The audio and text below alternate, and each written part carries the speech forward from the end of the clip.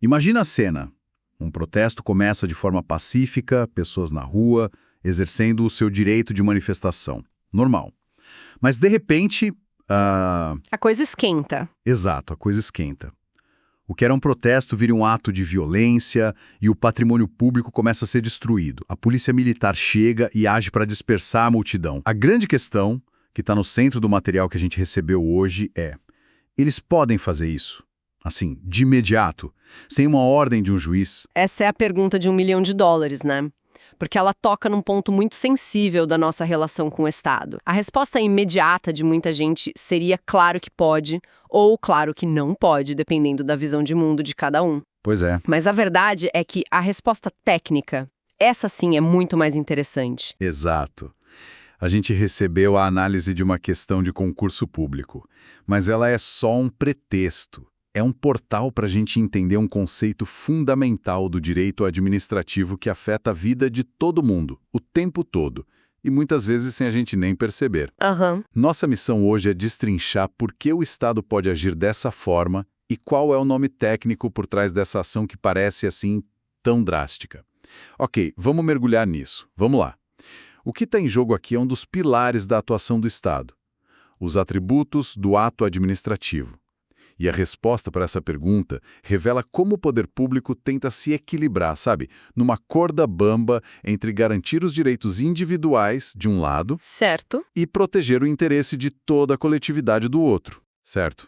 Então, o material aponta que a polícia pôde interromper a manifestação por causa da autoexecutoriedade dos atos administrativos. É um nome complicado. O que exatamente isso significa em português claro? Autoexecutoriedade. Apesar do nome que assusta um pouco, a lógica é até simples. É a capacidade que a administração pública tem de executar as próprias decisões com seus próprios meios, sem precisar pedir uma autorização antes para o Poder Judiciário. É tipo um superpoder que o Estado tem em certas situações para agir de forma rápida e eficaz. Um superpoder? Gostei da analogia, mas superpoderes podem ser perigosos, né? Isso não dá ao Estado um poder quase absoluto de agir como juiz e carrasco ao mesmo tempo, sem nenhum tipo de controle? Essa é a preocupação central e é uma preocupação legítima. Por isso mesmo, esse superpoder não pode ser usado a qualquer momento. A autoexecutoriedade só é válida em duas hipóteses principais: ou quando a lei diz que pode, Ok. ou em situações de urgência, quando a demora em agir causaria um prejuízo que não dá para reparar para a coletividade. O caso do protesto que se tornou violento é o exemplo clássico dessa segunda hipótese. Entendi. A urgência é a chave. Havia um risco ali, claro e imediato, para o patrimônio, para a ordem pública. Esperar um juiz analisar o caso, expedir uma ordem, levaria horas, talvez dias. Exato. De forma imediata, é uma das principais manifestações do que a gente chama de poder de polícia. Opa, peraí. Você usa um termo importante: poder de polícia. Isso é a mesma coisa que a instituição Polícia Militar ou a Polícia Civil? Não. E essa é uma distinção fundamental. Quando a gente fala em poder de polícia no direito administrativo, não estamos falando da corporação policial. Estamos falando de um poder muito mais amplo do Estado, seja da prefeitura, do governo estadual ou federal, de limitar e condicionar direitos e liberdades individuais em nome do bem-estar coletivo. A autoexecutoriedade é uma das ferramentas mais importantes desse poder de polícia. Isso clareia muita coisa.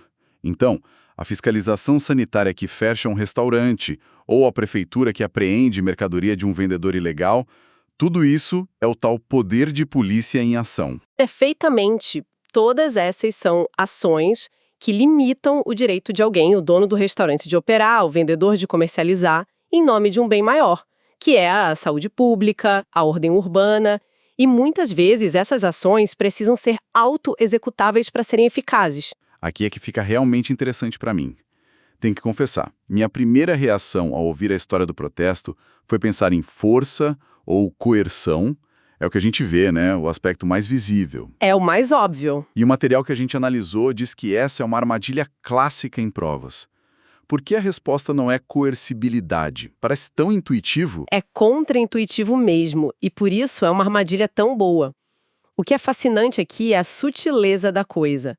A coercibilidade é sobre o meio que foi usado. É a possibilidade de usar a força, de maneira proporcional, claro. Certo. Para impor uma decisão. Já a autoexecutoriedade é sobre a autorização para agir. Ela responde à pergunta: eu preciso de um juiz para me autorizar a começar a agir? Deixa eu ver se eu entendi. Uma coisa é a permissão para agir por conta própria. Isso. E a outra é a ferramenta que se pode usar nessa ação. Exato. A analogia do carro ajuda a visualizar. A autoexecutoriedade é a chave que você tem no bolso e que te dá a permissão de ligar o carro sem pedir para ninguém. A coercibilidade é o motor potente do carro. É a força que você usa para fazer o carro andar e superar os obstáculos. Ah, boa. A pergunta central no nosso material não era como a polícia agiu, mas por que ela pôde agir sem uma ordem judicial. A resposta para o porquê é a autoexecutoriedade. Entendi.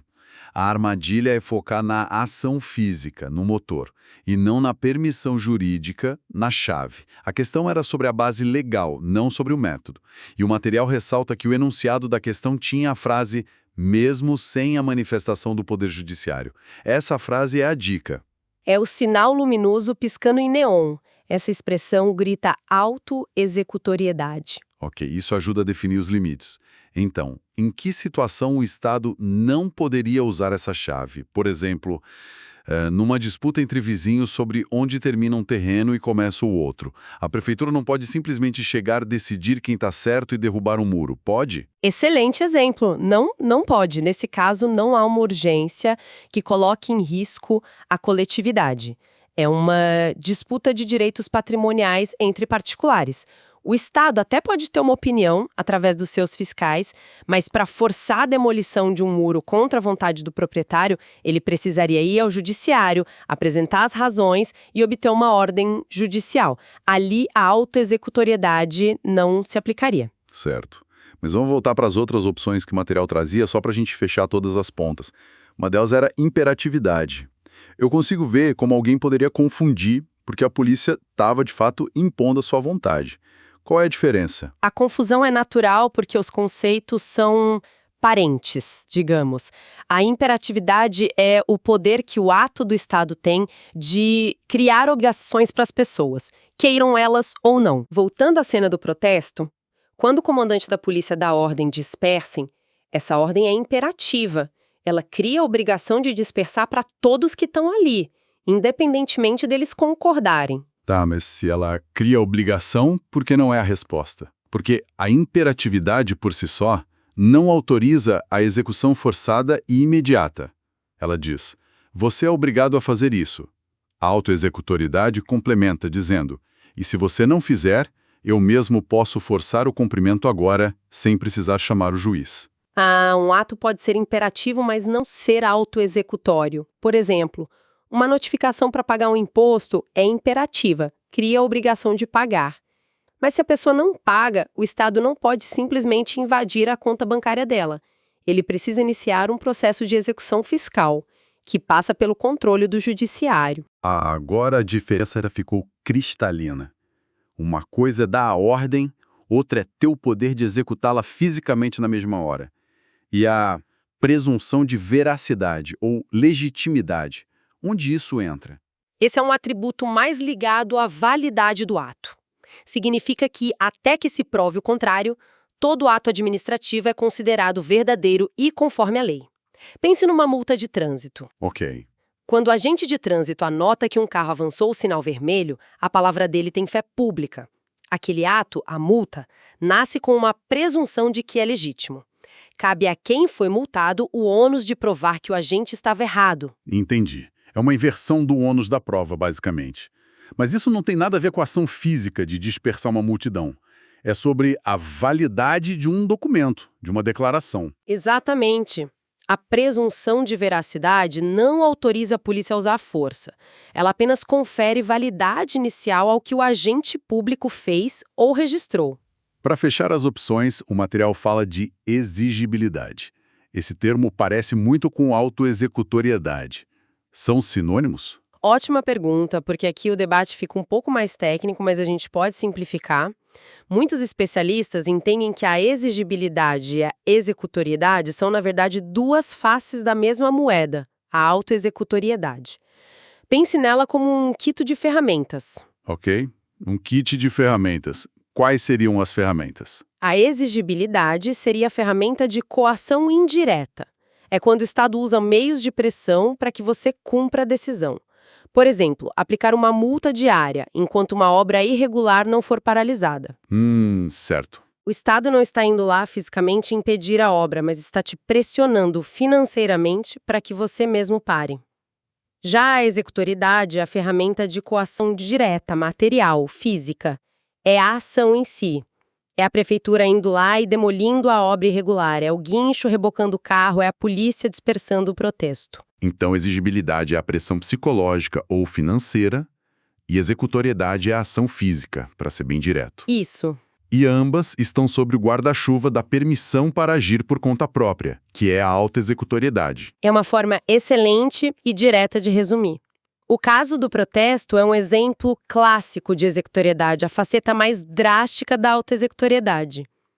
Por isso, o conceito mais amplo e correto que responde à pergunta do material é, sem dúvida, a autoexecutoriedade. Então, se a gente amarrar tudo isso, voltando ao que falamos no começo sobre o poder de polícia, todos esses atributos, especialmente a autoexecutoriedade, são os instrumentos que permitem que esse poder se manifeste no mundo real, certo?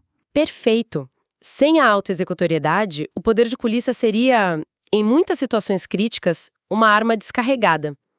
Imagine a vigilância sanitária descobrindo um lote de alimentos contaminados à venda no supermercado. Nossa. Se ela não pudesse apreender o produto na hora, que é a autoexecutoriedade, mas tivesse que pedir a um juiz, quantas pessoas poderiam ser intoxicadas até a ordem sair? É verdade. O poder de polícia existe para proteger a coletividade, e atributos como a imperatividade e a autoexecutoriedade são o que dão eficácia e agilidade a essa proteção. Então, para resumir nossa análise, a capacidade do Estado de agir de forma imediata em situações de urgência, como um protesto violento, sem precisar de uma ordem judicial, é a autoexecutoriedade. É a permissão, a chave para ligar o carro.